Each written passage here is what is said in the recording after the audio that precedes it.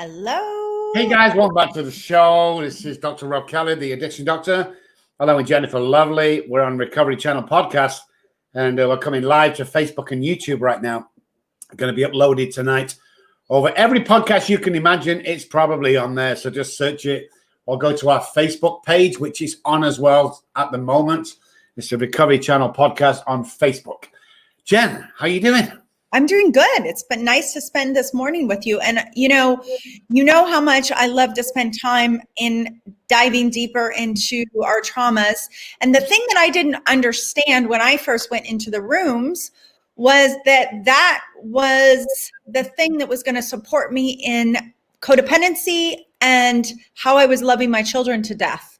And so I've read Dr. Jamie's book, and I'm so excited to hear from her face to face. So what about you? Yeah, I think more and more these days, has gone for the last 27 years I've been in the industry. Let's stop looking at the alcohol and drugs as being the problem.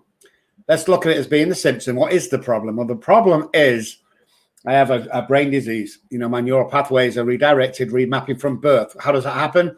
Childhood trauma. That's how it happens. And people go, well, I've had no childhood trauma. Let me give you a definition with the addicted brain of childhood trauma. How many times have I told you you can't go to college like your brother? You're not clever enough. Get down off that chair, you stupid idiot. Childhood trauma. My brain would hold on to that, and just at the wrong time, it'll release it, and then I couldn't stop drinking. And it's all tied to central nervous system, the hypothalamus we talk about, the neural pathways. That's what we need to be looking at. That's like you said, Jen. You don't even have to be after alcoholic and addict. I think everybody needs to do this. I think everybody has trauma, because when I ask people, they go, "Oh yeah, well, never been in a plane crash, and my mom and dad are still alive." Yeah, and it's like that's trauma. That's a big trauma with a big T, but that's not all the trauma we're looking at. There's much more that you don't. And I love the way the big book says that. It says that you can't judge the trauma you're going through. It's not up to you to judge it. It's for other people to go, hey, that's huge, and let me explain why.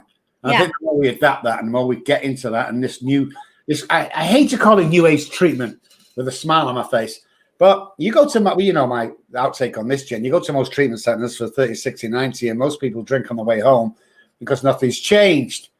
So let's teach you some relapse prevention. And let's get up in the morning and brush our teeth at 7:06, because we're teaching you how to do things in life. And then you stick them back into that house that doesn't speak the language, and boom, back to square one. Yeah. Craziness, I tell you, craziness. Let's bring our girl in. Yeah, Dr. Jamie is coming on right after this, guys. Stick around. You're going to like this one, I'm telling you. Stick around, guys. Back just after this.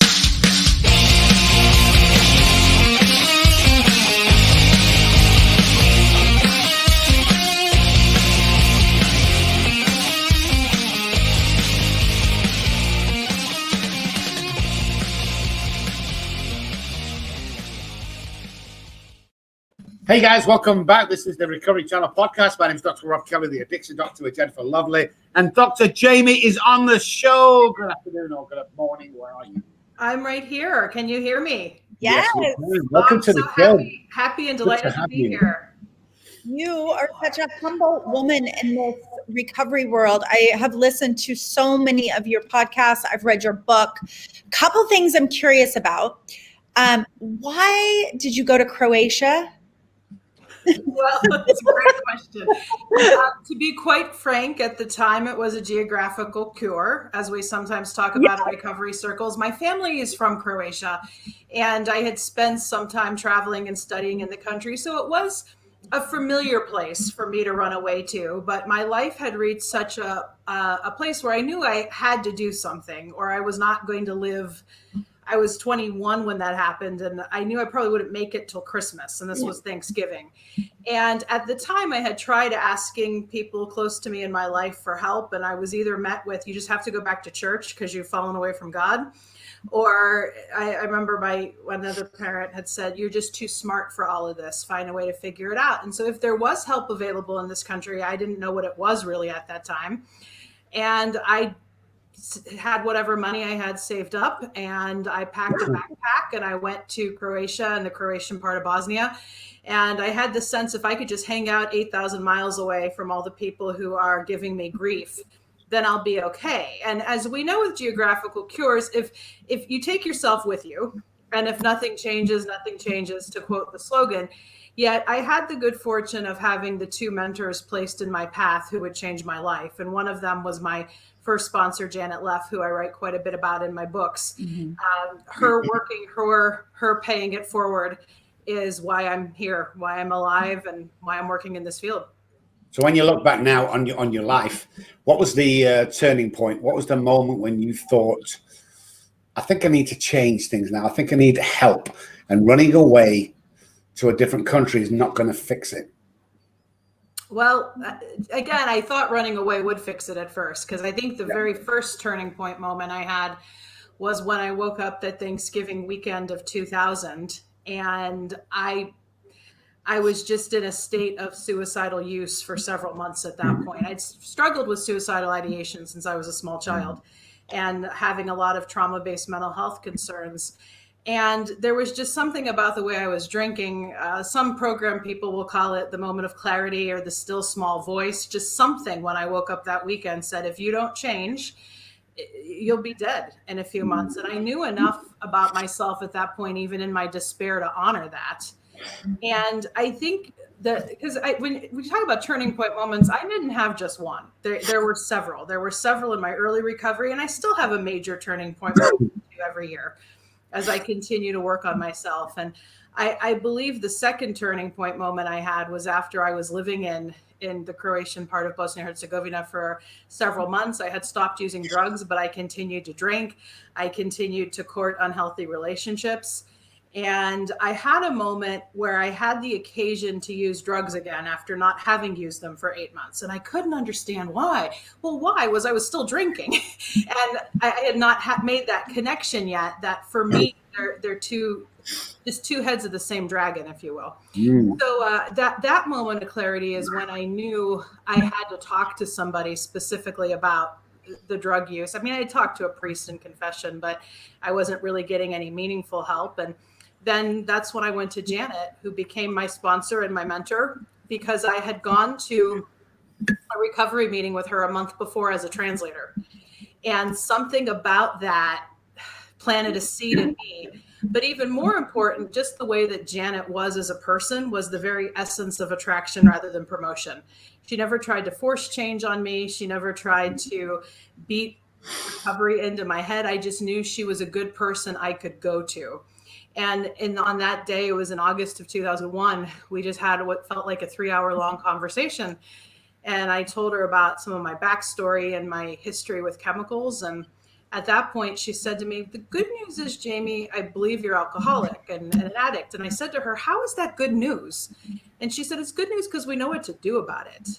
And then several months later, I had another turning point when she validated a meltdown that I was having at work as a trauma reaction. And, you know, Dr. Robb, similar to your introduction, I very much had that, well, I wasn't really traumatized. I didn't go to war. I didn't this, didn't that. And she said to me, well, would you consider that the war zone was your house? Wow. Would you consider that Skid Row was your bedroom and the desperation that you locked yourself into? So this fantastic woman not only validated my addiction, she also validated my trauma history.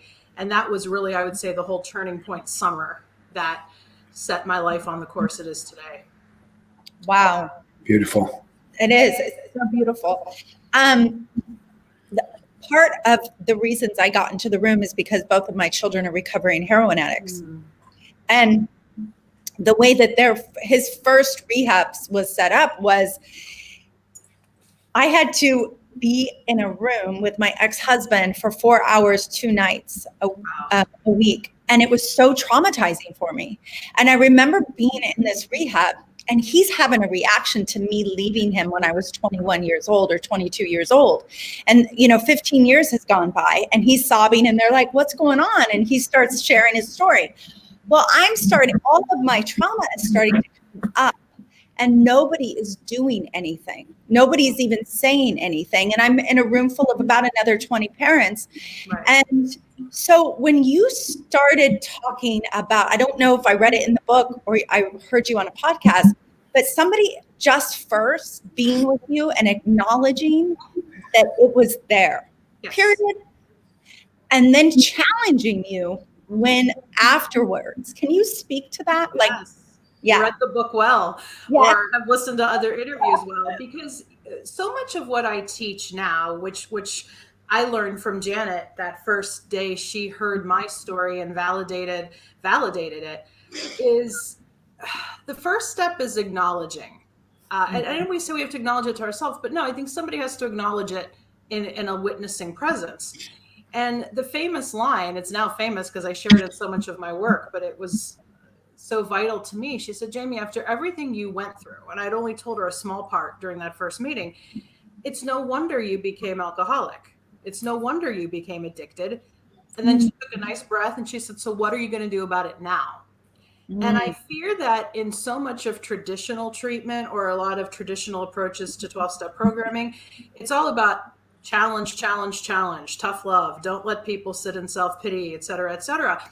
But a person will shut down when you challenge them after first validating them, unless you first validate them. I truly believe that. Yeah. But on the other side of the coin, because I do a lot of work now in trauma circles, that sometimes there can be this over tendency to validate without then challenging. And it can become pity in that way. Like, you've been through so much because of your trauma. This is because of the trauma. This is because of the trauma. Yes. And so what's the solution now? And so I really believe the key here is validating people, hearing their story, letting them know, I hear this happen to you and this is part of your story. And literature shows that can be intervention in and of itself.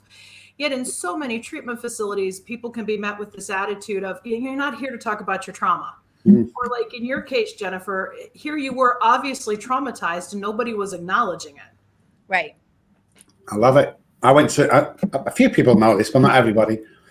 During my time in Dallas, I was running a very stressful practice, and I had some sort of breakdown, and they didn't know what it was. I was in hospital, and the doctor come in, he's checking everything. And my wife called a psychiatrist that we know, and she came in and he said, Rob, you have PTSD and your trauma's caught up and you've had a breakdown. So they sent me to the Meadows over in Arizona. And I first got introduced to Peter Levine, who did a session on somatic experience, because the Meadows is all about trauma. And what I learned in that 45-minute presentation turned my head around. I came out, I'm now Meadows trained in somatic experience, because it was just some of the best things that I used. NLP, somatic experience, NLP, and brain spotting. I've just got accredited it. Is some of the most useful tools that I've ever come across. I mean, I truly believe, Dr. Jamie, that traditional treatment and traditional counseling, I think it might have been useful before the time of computers and laptops and everything else, because we're out there more. Yes. And we rely on oh, listen, I have 5,000 friends. No, Peter, you're actually plugged into the wall. There isn't, and I feel that trauma needs to be discussed in a deeper way. So someone comes to you, Dr. Jamie, and they go, hey, can you describe trauma to me? What's the answer? Trauma is any unhealed human wound.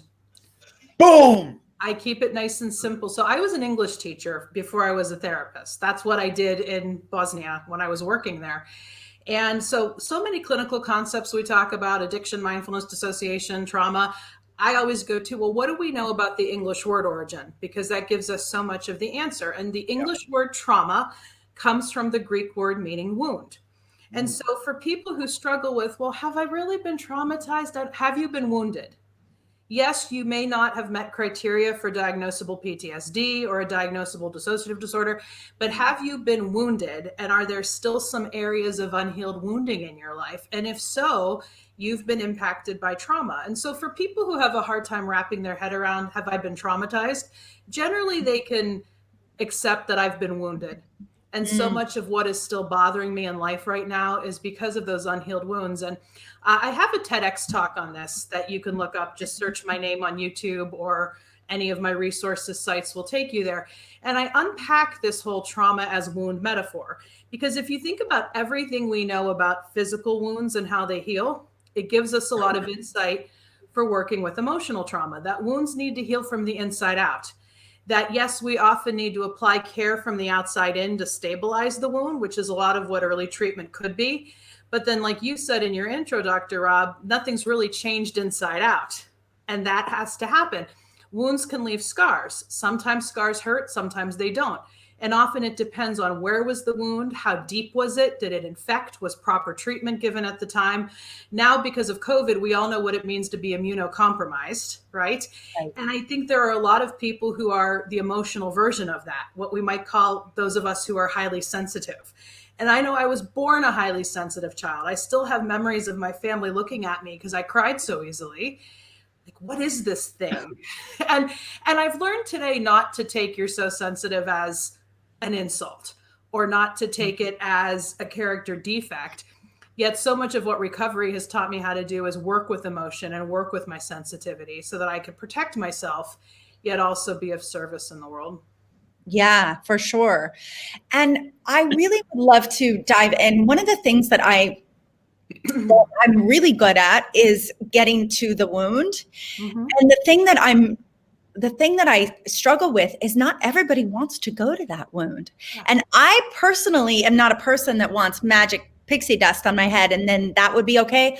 I want to dive in, splay it open, look at it, cry about it, feel it, put it back together and go, okay, I can now figure out what I've created from this.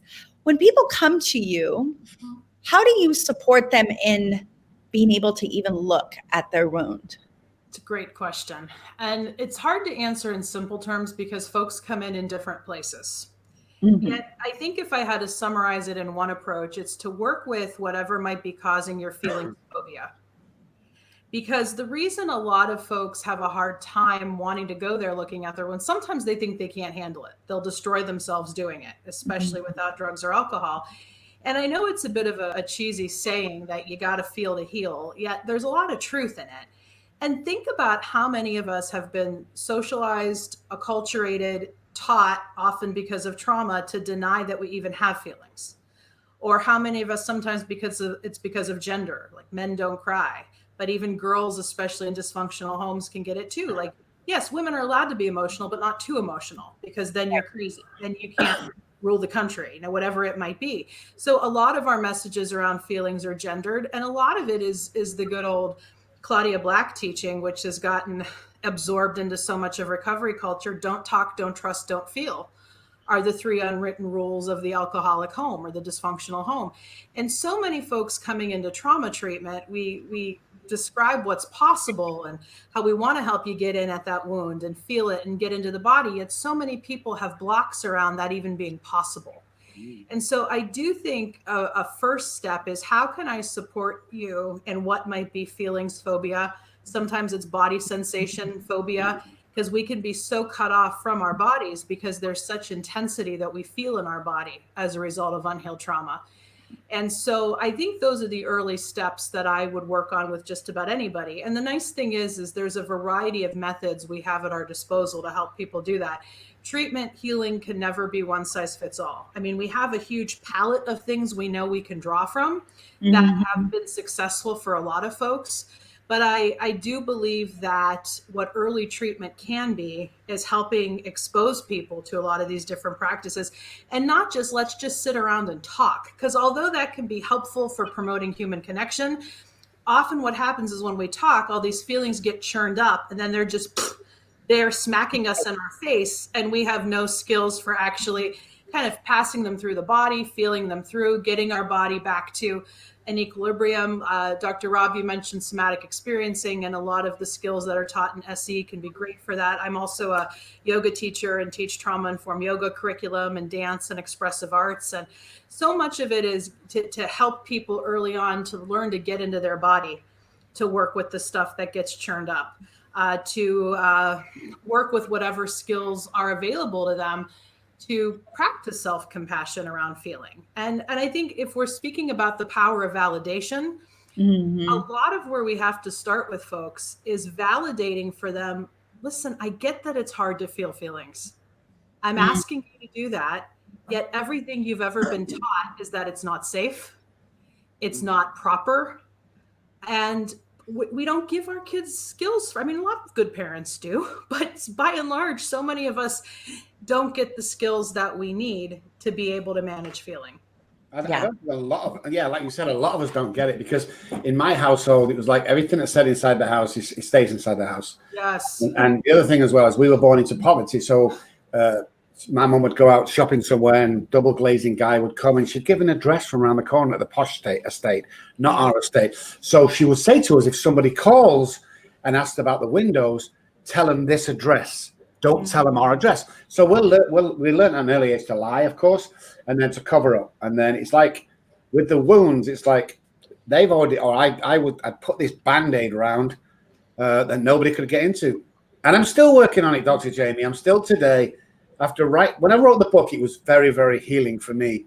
But even today, I was walking through with the dogs before, and something happened, and another memory came up that I'm not even aware of. It's like the subconscious brain is still leaking stuff out that's been well forgotten. That still I'm working on today, because I don't know about you, but you know, when you get to be doctor status and you're doing work in the recovery, and it's groundbreaking stuff we do and helping people, and nobody looks at us and goes, "Hey, are you okay?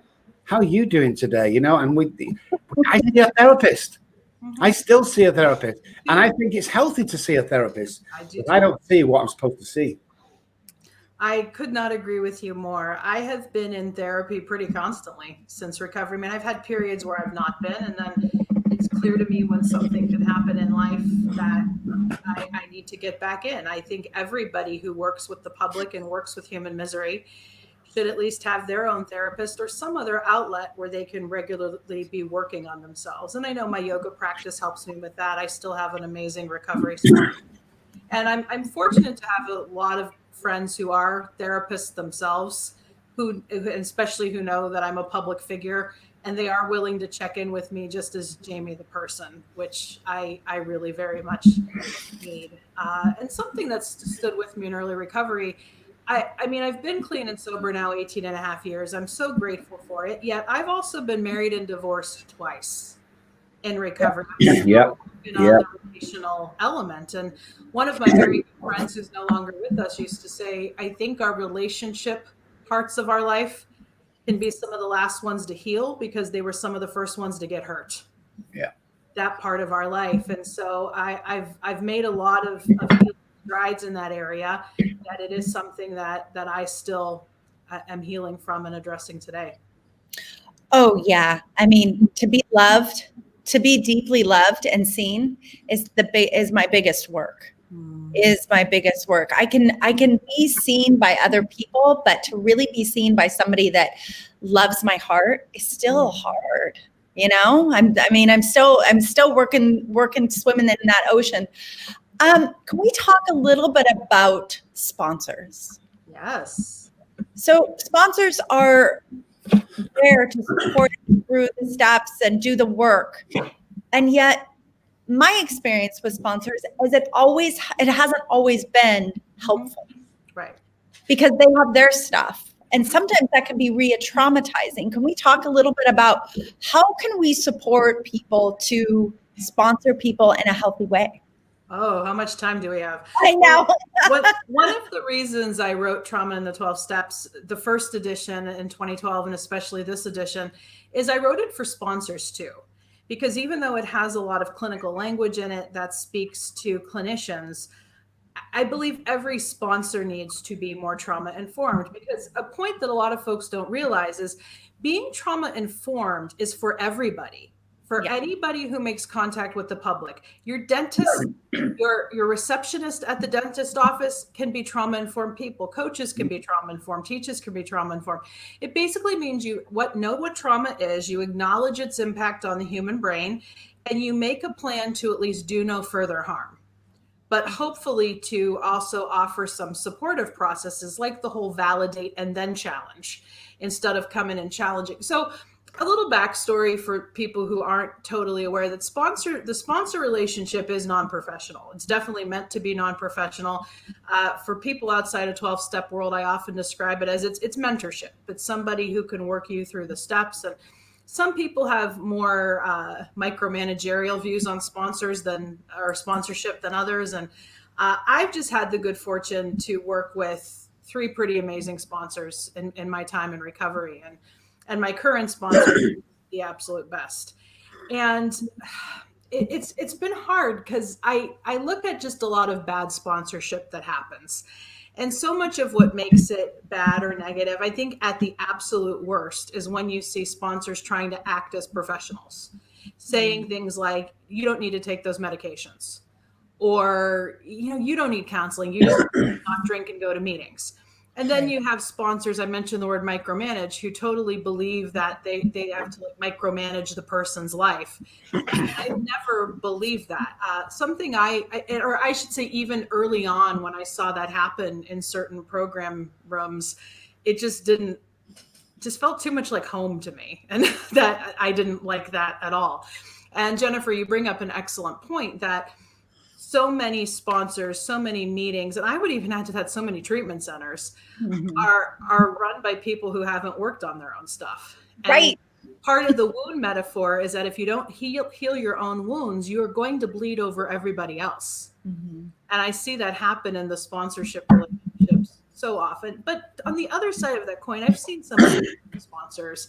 I try to be the kind of sponsor who I know I needed to have, because even though I'm a professional and do all this stuff, I still sponsor several women because it just helps me in a totally different way than being a clinician does. So, I mean, with a lot of my clients, I sometimes guide them towards other sponsors or make a recommendation that they look for another one if it feels like the one that they're with is just too controlling, because that concerns me. Because I think fundamentally, the job of a sponsor is to share experience, strength, and hope. The job of a sponsor to do that and to help a person work the steps. And if they're taking that role into any other place, I think is where you can get some of the damage. I ask all my sponsees and people in AA, interview them.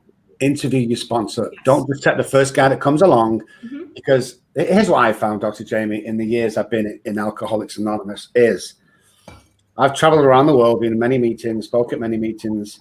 I would estimate, and this is my opinion, guys, that 80-85% of any room of Alcoholics Anonymous, there's 80-85% of people that are not alcoholics. And what them alcoholics do is they don't read the information that they're given, i.e. the big book. They have no other training. They think it's a power stretch or some sort of power hunt. Call me every day, wear blue socks on Sunday, and the men's process they get them doing is like, it's just, my first sponsor told me to go to my best friend 20 years later and told him I slept with his wife. Well, of course, we started a fight. They got divorced, and the poor child had no father because the father committed suicide because he couldn't take it all. That was my sponsor telling me that. So I think more sponsors need to take responsibility. Stop giving medical advice out. You don't know what you're talking about. Stop acting, like you said, acting like a clinician. You are not. You don't have the training. Share your experience at home from a book you've read, but interview them, guys. I mean, I know, and years don't make a difference to me, sponsors, by the way, if you're listening. Well, I've got 50 years sobriety. That doesn't make any difference to me. What have you done for the alcoholic or addict today? Because my sponsor of 20-something years, on the 4th or 5th time we sat down and talked, took me back to his house, gave me coffee with sleeping tablets in, and I woke up next to him naked in the bed with him. So I don't believe in years. I believe in, look at someone's eyes, look at the passion they have for this thing, and talk about AA and talk about the book. Don't give any advice about anything else. And that's just where I am. And I do thank you for sharing that. I mean, that's a powerful attestation to what can go wrong, for sure. And I think I've just been very blessed to have had, as I said, 3 pretty amazing sponsors. And my current sponsor, I found really through that directive we're often given, find somebody who has what you want. And I know when I was early on, I didn't really know what I wanted. So that would have been hard to make the call based on that. But as a woman with double digit sobriety, when I found my current sponsor, so I am a bisexual woman and I'm sponsored by a 78-year-old gay man. He is the most amazing human being I've ever met. And something I loved about him, not only was it good, practical recovery, and in talking with him, I remember I had the interview. I agree with that. I met with him. We kind of talked for those several hours. And not only did he have good recovery, but I looked back and he and his husband have been together and out for something like 55 years in Ohio. And his husband is also in recovery. And I said to myself after getting to know the two of them, I want what they have, specifically what Daryl, my sponsor, has. And that is this comfort in himself to be able to be out regardless of what people in our very conservative state said for that long. So I know that guidance has really worked for me in later recovery in finding a sponsor, because I think when you have some time in recovery, you do start to see what works and what doesn't work, what you want and what you don't want. And I believe some of my best teachers have actually been the bad examples. So when I see examples of sponsorship that's like, no, that doesn't feel good to me, I know I want something that's quite different than that. So I love what we're talking about here, the idea of interviewing potential sponsors. I also encourage, when I send people to 12-step meetings, please don't judge the whole process by one meeting, because not all meetings are created equally. Some are terrible and I would never send people to. Others are amazing. And even one of the exercises I have in the back of Trauma in the 12 Steps is to keep a log of the meetings you go to. I did that very early when I moved back to the US and started trying out meetings. And I just wrote down notes about this meeting, this night, this is what I liked about it. If I felt totally unsafe at a meeting, I would indicate that as well.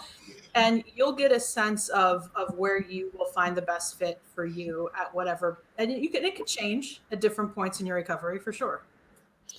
Yeah, for sure. I mean, I love that. It's funny because when I live in a rural area on an island, and I ran up here because I was running away from my children's heroin addiction. And people would ask me, like, are you here to heal or are you here to hide? And there was a little bit of both. But I could never find a meeting that was as good as the ones that I had in Orange County, California. COVID has been a great thing because now we can do them online, and now you can create that. Well, I guess what I really want to talk to you about is when we find a meeting, how we get attached to that meeting, and that is the only thing that will fill us up, and we become we're not open to anything else, as has been my experience, and that this is the end all be all. Are there other resources that you have that could really support people in finding multiple ways of healing and supporting? Yes. If I can go here, some of the best recovery I have found, especially in recent years, have been people who are clearly in recovery yet are not 12-step affiliated. Some of the shout outs I can give is the She Recovers movement. I adore them and their work. And yeah, a lot of 12 steppers within that, but they offer She Recovers dance and trauma informed yoga and places that are still recovery safe spaces. And if you follow me on Facebook, you can, my Facebook business page is Mindful Ohio and the Institute for Creative Mindfulness. And we also have a group, Trauma in the 12 Steps networking group, that people can ask to join. I do a Monday night yoga women meeting with one of my sponsees. And then we also have a Thursday night sitting meditation that my sponsor and I lead together. So I think some of it is to seek out supportive practices with spaces that feel safe enough. And I think so much of this is the rigidity that gets beat into people's heads that like you're cheating on AA or cheating on steps somehow. And that's just not cool, because there's so many great recovery or healthy centered spaces that you can try out. And I think a good sponsor, going back to sponsorship, can help guide a person in that process. And speaking a little bit to my experience with that, because I never got so attached to a meeting. But my middle sponsor in my journey, I had her for 11 years. And as I said, she was wonderful. And to be honest, though, she was probably not the best fit for me in the last several years that she sponsored me. And I knew I needed someone else because of the direction I was moving into and kind of where she was at in contrast.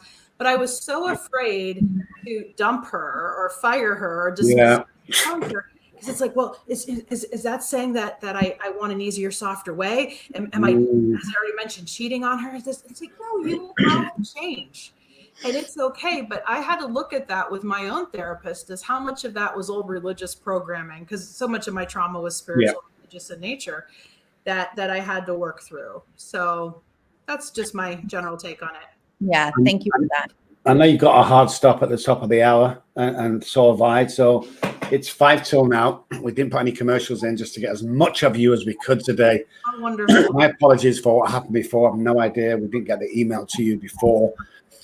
Maybe we'll get you on again, because there's a bunch of things we still need to talk about and ask you. Anytime. And you're so full of information, and you're such amazing with what you do, and the education and the passion and, you know, all the stuff and the kind of people I like to speak to. So if it's okay with you, I know you're busy, Dr. Jamie, but I'm going to get my girl to reach out to you again, and then we can do another hour, full hour, when nobody's got anything on. And let's do it. Let's plan it in the new year, because I really adore when people ask such meaningful questions. Yeah, well, we like to, me and Jen like to pride ourselves on asking the question that nobody else asks, because you get on the podcast and they go, oh, you know, it's like, what people say to me and Jen, can you send me the questions? There isn't any questions. The information. If you're intelligent, if you're passionate, we'll go on for 5 days. But if you're not, we'll bump you after 20 minutes. You know, I like being spontaneous. Yeah, it's the best way, because then you know that people as being truthful, because it's very hard when you're on live anyway to think of a live real quickly. Well, listen, Dr. Jamie, thank you so much for being on here. We'll definitely speak again. But for now, I just want to say thank you so much. You are awesome. Yeah, no, thank you so much. And I also want to say that I remember people saying, like, I would see on Facebook, I'm a yoga teacher as well, and I teach a yoga 12-step, but people would say, oh, I need to do yoga informed training. And then I would say to them, do your own trauma. Work on your own trauma, right? And so being that is the case, what do you want to leave people with? And what do you want them to know until we see you again, Jamie, Dr. Jamie? Let me see what's here in the moment. Yeah. I think what's coming up for me right now, because I just took a nice deep breath into your question, and so much of this is what being a yoga teacher has taught me, and that's informed my recovery, is that holding your breath does not make it easier. Yes. So keep breathing, whether you're breathing through doing step work, whether you're breathing through doing physical yoga, trauma work, that we can have this tendency when we've been traumatized to hold our breath, because our shoulders are always going up by our ears. We're on alert, we're unaware, and that impacts our breath. And part of this mentality to push through, we hold our breath when we do that. And yes, life is hard, and you may have to be tough through certain situations, yet holding your breath never makes it easier. Awesome. Yeah. Whatever you're doing, keep breathing through. Guys, I don't want to leave. I know. That's been freaking awesome. Absolutely. It's absolutely awesome. But I do have something, and you do as well, Dr. Jamie. And I know Jennifer's got something at the top of the hour. So, hey, guys, listen, we'll be back on again with Dr. Jamie in the new year. Stick around. I'll give you plenty of time. You know, maybe we'll stick it out for an hour and 30 minutes. Needs to be talked about. This is great information. You're not going to hear anyone else, guys. But for now, guys, we're all going to say bye-bye until next time. And thank you so much for being you. Cheers. Bye. See you again. Bye.